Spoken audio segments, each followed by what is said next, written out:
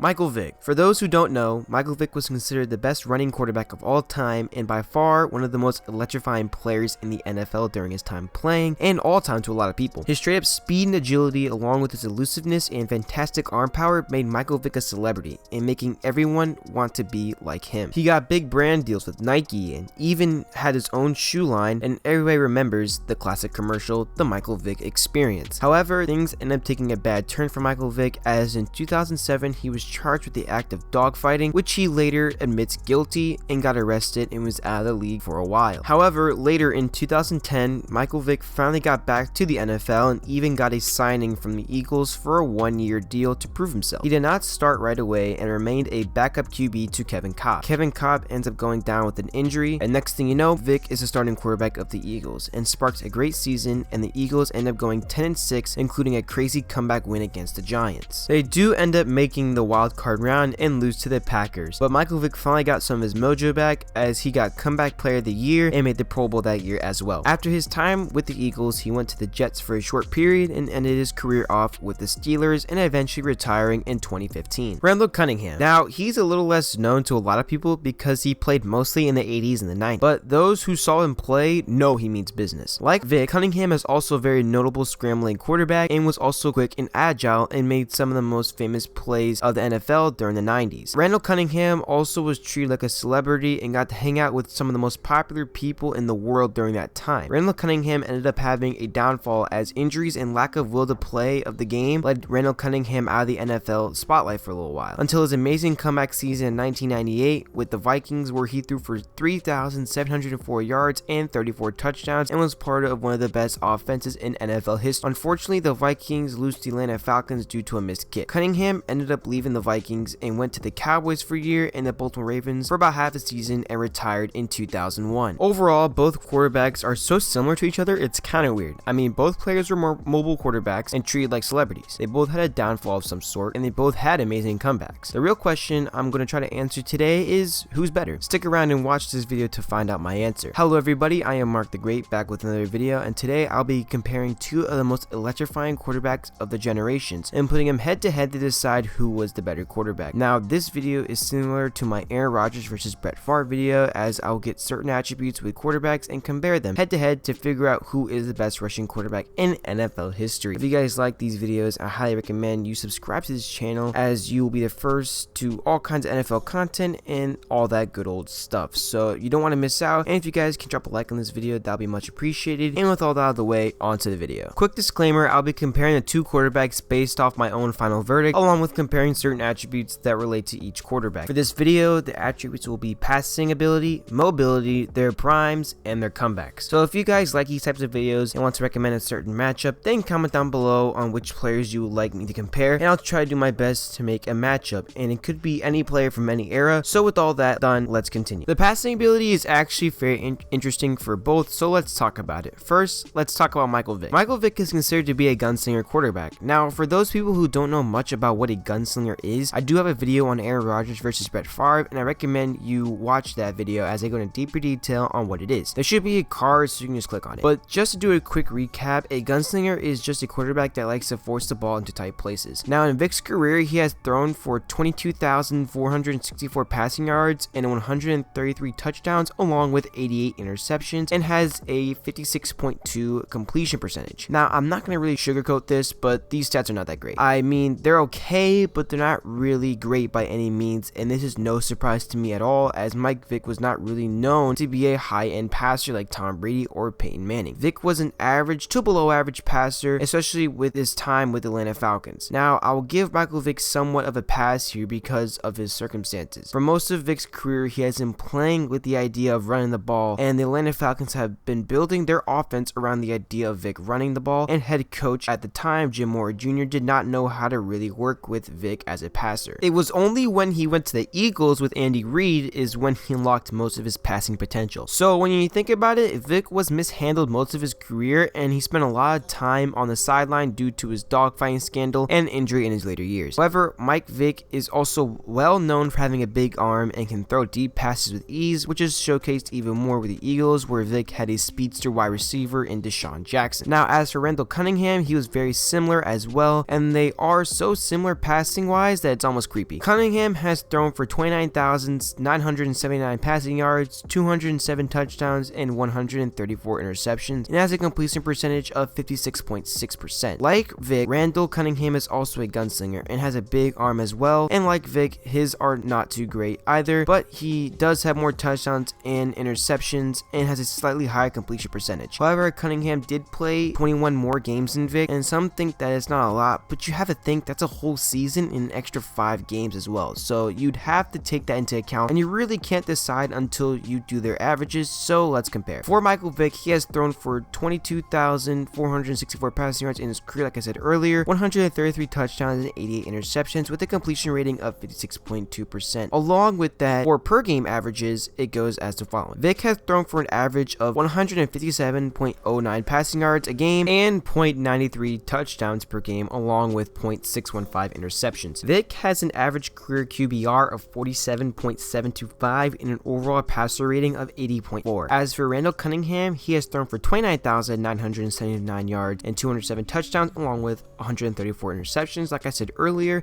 and has a 56.6 completion rate. He has thrown for an average of 186.204 yards per game and 1.285 touchdowns and 0.83 interceptions. His overall QBR is 52.899 and the passer rating is 81.5. So when looking at each other side by side, you see that Randall Cunningham beats Vick in like every category, so my final verdict is pretty obvious. I'm going to give the edge to Randall Cunningham, and even with all that stats proving so, I always saw Randall Cunningham as a more complete passer than Vick ever was. He was 6'5" compared to Mike Vick's 6 flat. Plus, he did get to work with great receivers like Randy Moss and Chris Carter, so the edge goes to Randall Cunningham. Alright, now let's talk about mobility. For quarterbacks, mobility is a pretty big part of their game, as they have to have some in order to actually move around a small island covered by offensive and defensive linemen. Although being fast is not a requirement to being a good quarterback, it is certainly a huge benefit for the player and the offense. Both these quarterbacks are no stranger to being fast at the quarterback position, but not only fast, but agile and elusive with it, making them both a dangerous dual threat. Let's talk about Michael Vick first. Now, as for Michael Vick's overall speed is completely shocked. His official 40 time at his pro day was clocked in at 4.30 seconds. That stat is insane and shocked me quite a bit. This means that his 40 time was able to beat some of the very fast players in the NFL, like Adrian Peterson, Barry Sanders, and Emmitt Smith. Not only that, he was able to beat the average running back and cornerback times, which is clocked in at 4.48. So Mike Vick can keep up and beat the average running back and the corner in today's NFL. Not only that, Vick still holds the record for the fastest 40 time ran by a quarterback and holds it to this day. But it does not end there. During his pro day while practicing, he was able to clock in a 40 time of 4.25. Now at that time, that was faster than Randy Moss and Deion Sanders' times. Now I knew Vick was fast, but as fast as both Randy Moss and Deion Sanders is mind-boggling. But ladies and gentlemen, it does not stop there. Michael Vick is very elusive and very agile, along with his speed. There are literally like hours of Mike Vick making people look silly on highlight tapes on YouTube, so if you don't believe me, then go look for yourself. He is nuts. With all of that, I think the downside to Mike Vick as for a runner is his stamina. I would say after 40 or 50 yards, he would slow down drastically. There are a lot of instances where he would run out of gas situations where it would have been a 90-yard touchdown run. But besides the stamina, Mike Vick is basically a perfect runner. Randall Cunningham is also no joke either. With a 4.4 official 40 time at his pro day, he still does better than both the average running back and cornerback, and faster than people I mentioned before. And like Vick, he also has his fair share of being agile and elusive, and yes, it's all over YouTube. However, I would say the major difference,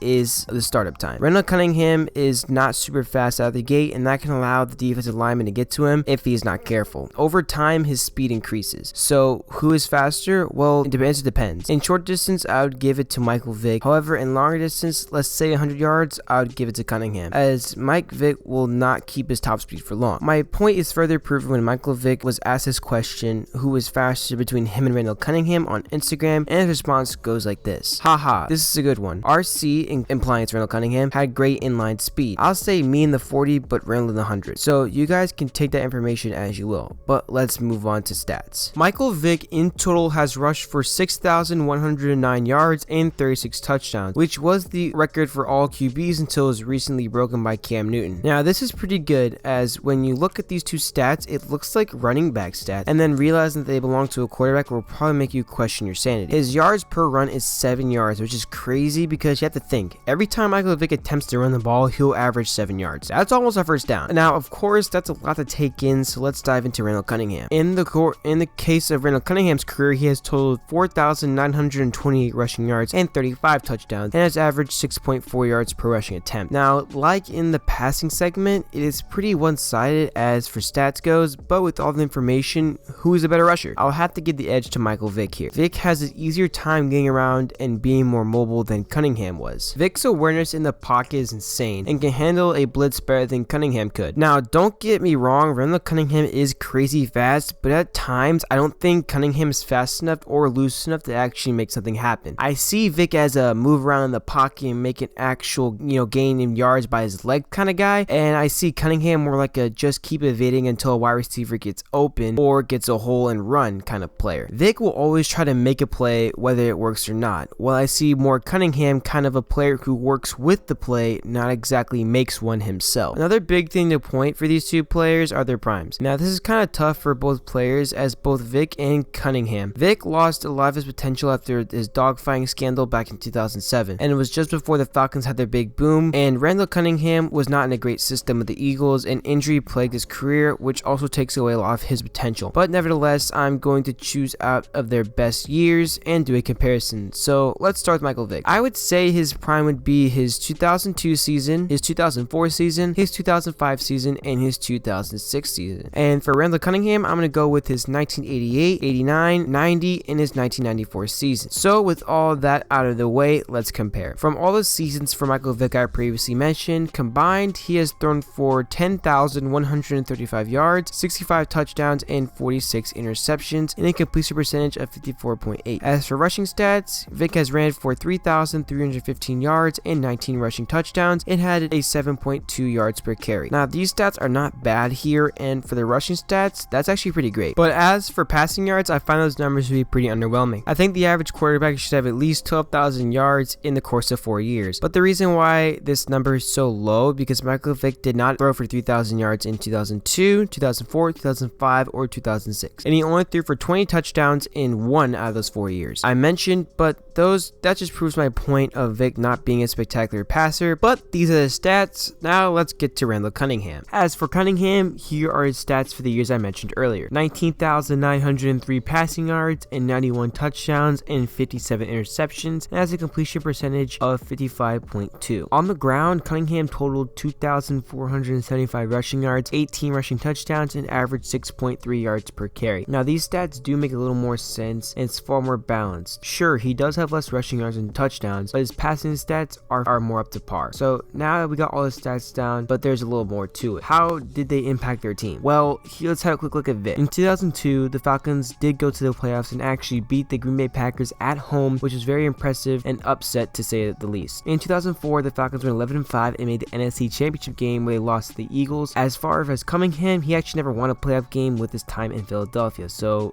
yeah. So, although Mike Vick's stats are lower, he was able to impact his team more than Randall Cunningham was able to. Plus, Vick was able to impact the game more and change the game more than Randall Cunningham was ever able to do. With all that being said, for the final verdict, it's really based on opinion, really on which one does one value more, the stats or the impact. I think in my opinion, I think the impact is more important. However, for the sake of this video, I'll have to give the edge to Randall Cunningham. Now, there are two reasons why I say this. The first one being that I'm really basing this aspect of the game by their own performances more than anything else. So in this case, I will go after more stats. But I just want to say that stats are by far not the most important thing about a player. I think the impact is the most important thing, and that shows greatness. But just for the sake of the video, I will not do that today. My second reason is that the quality of Cunningham's prime was better than Vick's was when it comes to being a passer, because you gotta think they're both quarterbacks first and runners second, and Randall Cunningham is more like a passer and Vick does not, so the edge goes to Randall Cunningham. I think one of the best things we humans like to hear is the comeback story, how a person loses everything and hits rock bottom just to come back to get everything back together, and it's just a great thing. And both Michael Vick and Randall Cunningham are no strangers to this story, so let's talk about both of their comebacks, shall we? Let's first talk about Michael Vick. After coming back to the league in 2009, he was offered a deal with the Eagles, which in hindsight was probably the best team he could land with due to the situation there, being post-Donovan McNabb and having a great head coach in Andy Reid, who was known to work with quarterbacks. In 2009, he started one game, but was sprinkled in throughout that season to see what he can do. However, he was benched benched, and it was official that Kevin Kolb was a starter for the upcoming season in 2010. However, in a Week 4 matchup, Kolb gets injured and was out for the rest of the season, making Michael Vick the starter. This news upset quite a bit of fans, as there's actually protests on the streets to kick Vick out of the league for a dogfighting scandal 3 years prior. And now, here we are, a 2-year removed quarterback coming back from losing everything in Atlanta and some of his freedom, back on the football field with fans questioning him on his ability. And what does he do? Well, he pulled off his greatest season in his career. Vick ends up throwing for more than 3,000 yards and 20 plus touchdowns and went 8-3 as a starter, including the craziest comeback in NFL history against the Giants. The Eagles ended up going 10-6 and qualifying for the playoffs, and Michael Vick goes to the Pro Bowl and wins Comeback Player of the Year. However, the Eagles end up losing the wildcard round against the eventual Super Bowl champion Green Bay Packers. In 2011, Michael Vick threw for even more yards, throwing for his career highest 3,303 yards. However, his turnover ratio starts to peak its ugly head, as Vick threw for 18 touchdowns and 14 interceptions in 2011, and the injury bug starts to get to him as he goes down injured and misses the rest of the 2011 season. It pretty much goes downhill from here. As constant injury plagues the rest of his career, Vick leaves the Eagles to play with the Jets in 2014, then leaves to play with the Pittsburgh Steelers, where he has one good game, and due to age and injury, Michael Vick decides to call it quits, retiring in 2015. However, I would say Vick's comeback lasted for 2 years, those years being 2010 and 2011. I would say that this is a pretty solid comeback because a lot of other people would not be able to do what Michael Vick had to do to get his respect back from both players and fans. So with all that done, let's get to Randall Cunningham. Randall Cunningham's downfall was not as sudden as Michael Vick's, as it was more of a slow decline. This was mostly due to injury and ineffectiveness. After the 1990 season, Cunningham was never able to play a full 16 games for the rest of his career. That's how bad it got. But he kept getting benched because of it and was later benched and fell out of relevancy for the next 7 years until 1997, where the Vikings picked up Cunningham in free agency. However, he was benched injury to his Achilles. He doesn't play again until the 1998 season, where he had his best year in his career. He threw for almost 4,000 yards and 38 touchdowns. And yes, he was not really a mobile quarterback at this point, considering he was 35. He was able to get the Vikings to the NFC Championship game, where the Vikings would eventually fall to the Falcons 30-27. After the 1998 season, Cunningham would face another injury to his Achilles and would only play for 6 games, where the rookie Dante Culpepper would be considered the starter. After the 1999 season, Cunningham was traded to the Dallas Cowboys and played for 3 games in 2000, and gets traded the next year and played for the Baltimore Ravens for a year before he retires at the age of 38. Overall, I would say that Cunningham's 1998 season was absolutely crazy, but it's not impressive at all, as in his 1998 season was mostly deserved to that Vikings offense with Randy Moss and Chris Carter. So really, Cunningham was only a small piece to that massive puzzle. So because of that, I will give the edge to Michael Vick for the comeback era, just because he was able to make it last longer. Alright everybody, we are at this point, but before I mention my final verdict, let's do a quick recap. The topic I talked about was the passing ability of each player, and that I gave the edge to Randall Cunningham because he was able to establish his ability to throw the ball and was a passer before runner, unlike Vick. As for mobility, it was a different story, as I gave the edge to Michael Vick because he was able to do what Randall Cunningham could not do for longer, and he had more running talent. And we did take a look at the stats too, and they don't lie, so the edge goes to Vick. As for their primes, I gave the slight edge to Randall Cunningham, although he had less impact than Michael Vick had. His stats don't lie, and he performed better in his